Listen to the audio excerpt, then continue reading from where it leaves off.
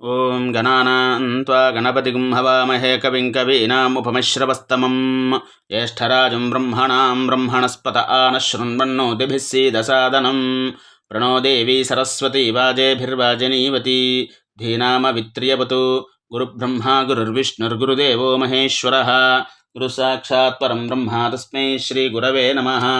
ಶುಕ್ಲಾಂಬರಧರಂ ವಿಷ್ಣುಂ ಶಶಿವರ್ಣಂ ಚತುರ್ಭುಜಂ ಪ್ರಸನ್ನವದನಂ ಧ್ಯಾಯೇತ್ ಸರ್ವವಿಘ್ನೋಪಶಾಂತಯೇ. ಅಗಜಾನನ ಪದ್ಮಾರ್ಕಂ ಗಜಾನನಮಹರ್ನಿಶಂ ಅನೇಕದಂ ತಂ ಭಕ್ತಾನಾಂ ಏಕದಂತಮುಪಾಸ್ಮಹೇ. ವಾಗೀಷಾದ್ಯಾಸ್ಸು ಮನಸಃ ಸರ್ವಾರ್ಧಾನಾಮುಪಕ್ರಮೇ ಯನ್ನತ್ವಾ ಕೃತಕೃತ್ಯಾ ಸ್ಯುಃ ತಂ ನಮಾಮಿ ಗಜಾನನಂ. ಶಾರದಾ ಶಾರದಾಂಬೋಜವದನಾ ವದನಾಂಬುಜೇ ಸರ್ವದಾ ಸರ್ವದಾಸ್ಮಾಕಂ ಸನ್ನಿಧಿಃ ಸನ್ನಿಧಿಂ ಕ್ರಿಯಾತ್. ಜ್ಞಾನಾನಂದಮಯಂ ದೇವಂ ನಿರ್ಮಲಸ್ಫಟಿಕಾಕೃತಿಂ ಆಧಾರಂ ಸರ್ವವಿದ್ಯಾನಾಂ ಹಯಗ್ರೀವముపాస్మహే. पूजन्तं राम रामेति मधुरं मधुराक्षरम् आरुष्य कविताशाखां वन्दे वाल्मीकिकोकिलम्.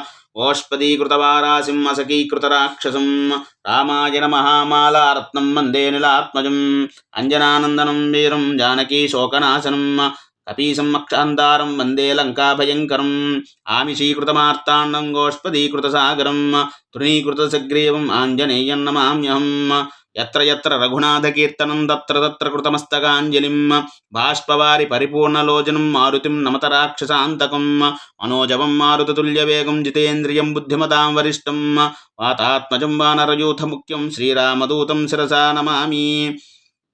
वैदेही सहितं सुरद्रुमतले हैमे महामण्डपे मध्ये पुष्पकमासने मणिमये वीरासने सुस्थितम्. अग्रे वाचयति प्रभञ्जनसुते दत्तं मुनिभ्यः परं व्याख्यान्तं वरदादिभिः परिवृतं रामं भजे श्यामलं. वामे भूमिसुता पुरश्च हनुमान् पश्चात् सुमित्रासुतः शत्रुघ्नो भरतश्च पार्श्वदलयोः वायव्यादिकोणेषु च सुग्रीवश्च विभीषणश्च युवराट् तारासुतो जाम्बवान्. मध्ये नीलसरोजकोमलरुचिं रामं भजे श्यामलं. माता रामो मत्पिता रामभद्रो भ्राता रामो मत्सखा राघवेशः. सर्वस्वं मे रामचन्द्रो दयालुः नान्यं देवं नैव जाने न जाने. नमोऽस्तु रामाय सलक्ष्मणाय देव्यै च तस्यै जनकात्मजायै. नमोऽस्तु रुद्रेन्द्रयमानिलेभ्यो नमोऽस्तु चन्द्रार्कमरुद्गणेभ्यः. श्री सीतारामाभ्यां नमः. श्री गुरुभ्यो नमः. हरिः ओम. जनकस्य वचः श्रुत्वा विश्वामित्रो महामुनिः धनुर्दर्शय रामाय इति होवाच पार्थिवं. ततः स राजा जनकः सामन्तान् व्यादिदेशः धनुरानीयतां दिव्यं गन्धमाल्यविभूषितं. जनकेन समादिष्टाः सचिवाः प्राविशन् पुरीं. तद्दनुः पुरतः कृत्वा निर्जग्मुः पार्थिवाज्ञया. नृणां शतानि 50 व्यायतानां महात्मनां. मञ्जूषाम् 8 चक्रां तां समूहुस्ते कथञ्चन. तामादायतु मञ्जूषाम् आयसीं यत्र तद्धनुः. सुरोपमं ते जनकम् ऊचुर्नृपतिमन्त्रिणः. इदं धनुर्वरं राजन् पूजितं सर्वराजभिः. मिथिलाधिपराजेन्द्र दर्शनीयं यदिच्छसि. तेषां नृपोवच श्रुत्वा कृताञ्जलिरभाषत. विश्वामित्रं महात्मानं तौ चौभौ रामलक्ष्मणौ. इदं धनुर्वरं ब्रह्मन् जानकैरभिपूजितं. राजभिश्च महावीर्यैः अशक्त्यैः पूरितं पुरा. नैतत् सुरगणाः सर्वे नासुरा न च राक्षसाः. गन्धर्वयक्षप्रवराः सकिन्नरमहोरगाः. क्व गतिर्मानुषाणां तु धनुषोऽस्य प्रपूरणे. आरोपणे समायोगे वेपने तोलनेऽपि वा. तद्धनुषां श्रेष्ठम् आनीतं मुनिपुङ्गव. दर्शयेत्तन्महाभागा अनयोर्राजपुत्रयोः.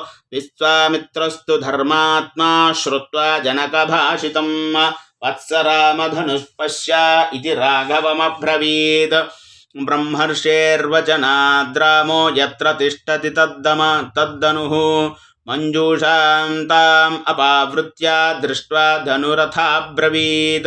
इदं धनुर्वरं ब्रह्मन् संस्पृशामीह पाणिना यत्नवांश्च भविष्यामि तोलने पूरणेऽपि वा बाढमित्येव तं राजा मुनिश्च समभाषत लीलया स धनुर्मध्ये जग्राहवचनान्मुनेः पश्यतान्नृसहस्राणां बहुणां रघुनन्दनः आरोपयित्वा धर्मात्मा पूरयामास तद्धनुः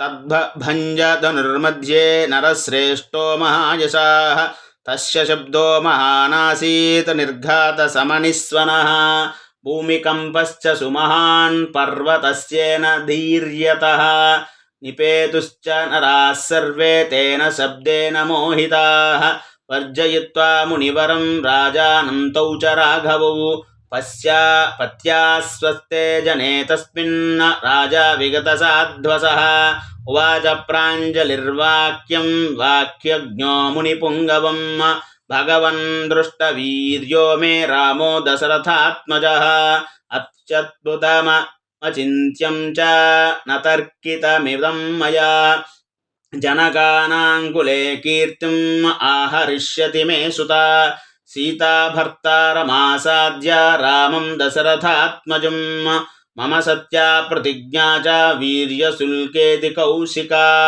सीता प्राणैर्बहुमता देया रामाय मे सुता भवतोऽनुमते ब्रह्मन् शीघ्रं गच्छन्तु मन्त्रिणः मम कौशिकभद्रन्ते अयोध्यां त्वरितरथैः राजानां प्रसृतैर्वाक्यैः आनयन्तु पुरं मम प्रदानं वीर्यशुल्काय कथयन्तु च सर्वशः मुनिगुप्तौ च काकुस्थौ कथयन्तु नृपाय वै प्रीयमानन्तु राजानम् आनयन्तु सुशीघ्रताः कौशिकश्च तथेत्याह राजा च भाष्यमन्त्रिणः अयोध्यां प्रेषयामास धर्मात्मा कृतशासनान् यथावृत्तं समाख्यातुम् आनेतुं च नृपं तदा इत्यार्षे श्रीमद् रामायणे वाल्मीकीये आदिकाव्ये बालकाण्डे